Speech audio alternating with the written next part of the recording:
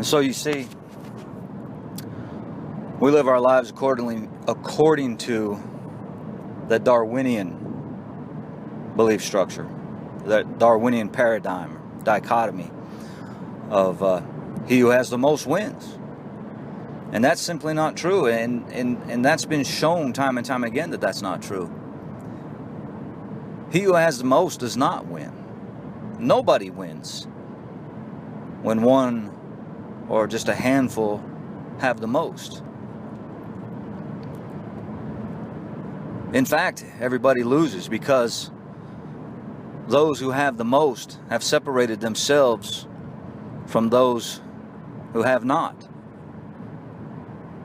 And we are not to be separated from one another. We are all one.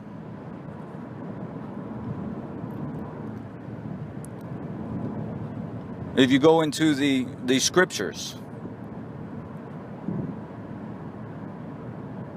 what comes to my mind is the story of the man who had his barns were full, his coffers were full, yet he lifted his eyes in hell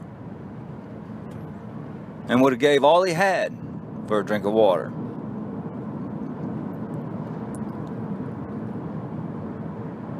Well, then we have to consider, how do those two things tie in?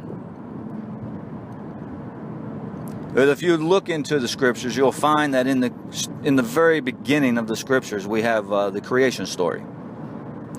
And within that creation story, there is no reference to hell. Hell was not created. You'll find in there that the heavens were created, the earth,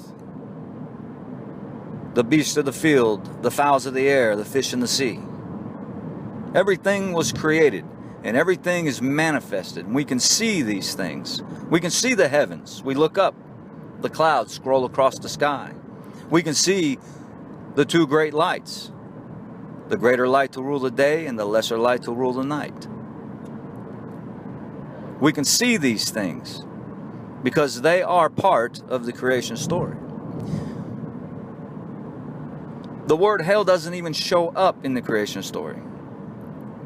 The word hell doesn't even show up until Deuteronomy, which is the second giving of the law.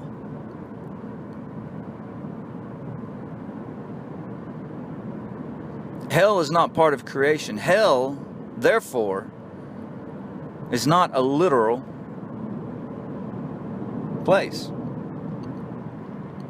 Hell is a state of separation. Why else can we say, do we have the saying, living in hell here on earth? Hell is a state of separation. And when we conduct our lives according to a Darwinian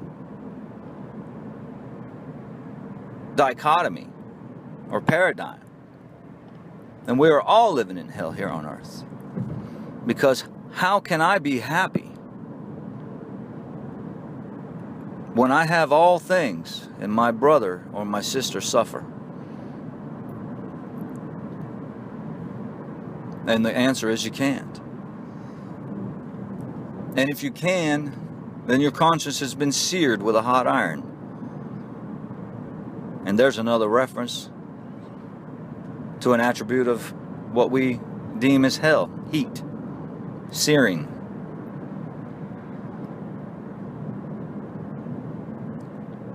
So what we must do is break free of this Darwinian paradigm and understand that society will best be conducted with a spirit of cooperation. Everything in nature cooperates but us. Think about that. Anyway, have a good day. From Through the Lattice,